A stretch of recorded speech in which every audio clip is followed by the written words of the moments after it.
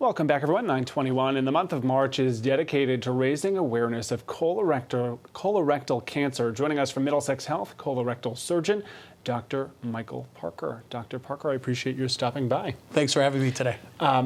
Folks hear the word cancer, they hear of different types. Walk folks through what colorectal cancer is.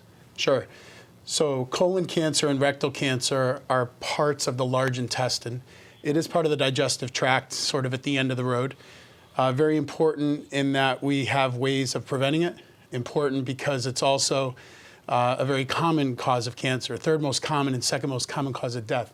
So we strive hard to make sure that we prevent that problem. Oftentimes folks can be afraid of what they don't know. So walk me through what a screening looks like and why they're so key.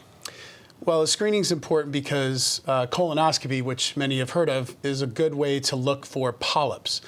Now, we may also use colonoscopy as a tool to try to find out why somebody might be losing blood.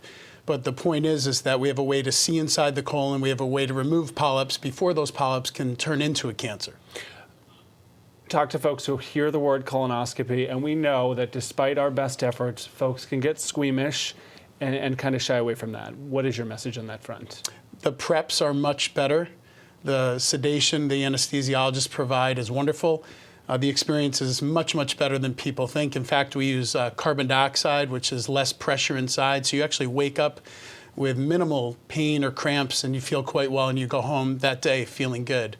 All right, and so somebody who is at home this morning or may have a loved one at home, warning signs, symptoms, what are we looking for here? Sure, I think the number one is blood. If you see blood in the stool, dark or red, some color change that's peculiar and persistent, you should call your doctor and look into getting some screening. Obviously, if it's your age is the time to get it done, go ahead. But those are the things, blood. Abdominal pain, perhaps, but the blood is number one for sure.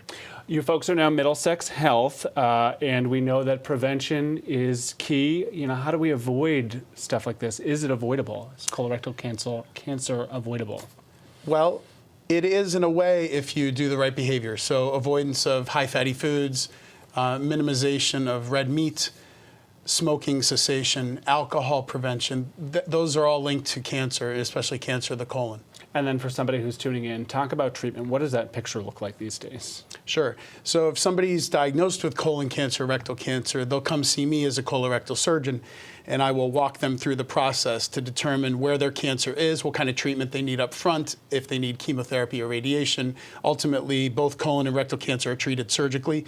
Minimally invasively, robotics and laparoscopy are things I do to make the patient experience much easier.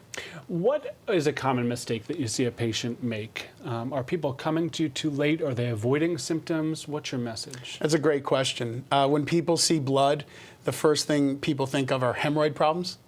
And they go to the pharmacy and buy hemorrhoid treatments, and maybe even their doctor thinks, oh, it's probably hemorrhoids. The reality is you have to look a little more aggressively and be sure it's not something else. All right, and I hear from my mom all the time about colonoscopy, so answer this question for me. What age does somebody need to be thinking about that? This is a great question.